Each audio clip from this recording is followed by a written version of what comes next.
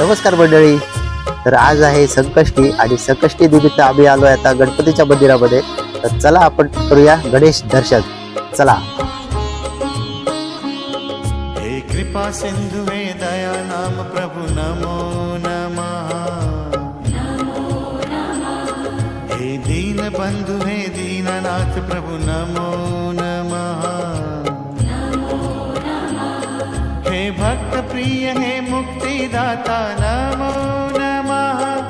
हे विघ्न हरण हे सिद्धिदाता नमो नमः.